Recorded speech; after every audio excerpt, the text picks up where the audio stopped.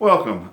Our fall Bible study this year comes from the book For the Common Good by Christine Harmon, Discovering and Using Your Spiritual Gifts.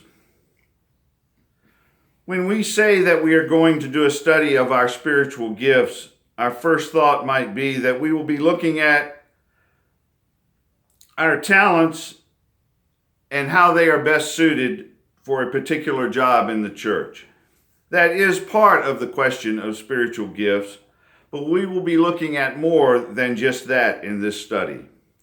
Our author states that in her journey that this helps me grow in my relationship with God and to consider what it means to offer that relationship to others within the call God offered me.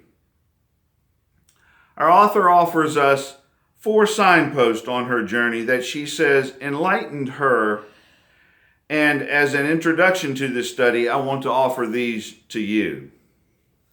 The first signpost is the term spiritual gifts is unique in Paul's writings, and the Greek word he uses is charis, which means grace. So it is helpful for us to think of these as grace gifts. These gifts come from God's grace and are freely given by God. These gifts are given to us to help us grow in our relationship with God and to help us fulfill our call to discipleship and ministry. Grace gifts are not self-made realities for which we can take credit. Number 2. These gifts have a twofold purpose. First, personal. They are given to us to enable us to serve God through the uniqueness of the gifts God granted each of us at our creation. They enable us to live the Great Commandment and to fulfill the Great Commandment.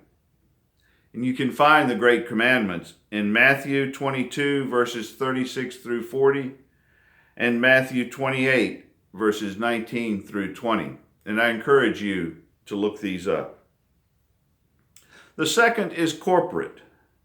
These grace gifts enable us to work for the common good, to band together with others for the betterment of our congregation and the communities in which they are located.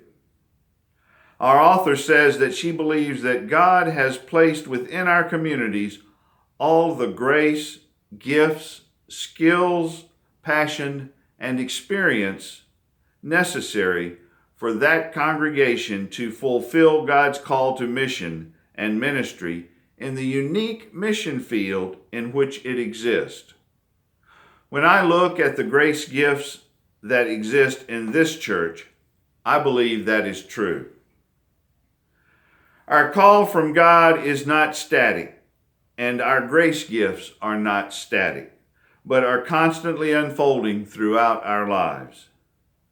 There are times when our call is clear, and times when we question the call. These times when the call seems to not be clear may be times God is calling us to prepare and is equipping us for the call. It is important to remember, God is always doing something.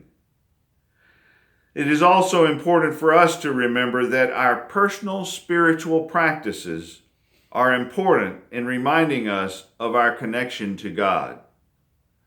And we could do an entire study on this one point of our personal spiritual practices. And fourth, love is the universal gift. Paul tells us that none of our spiritual gifts count for anything unless we first have love. The word Paul uses here for love is agape, which means unconditional love.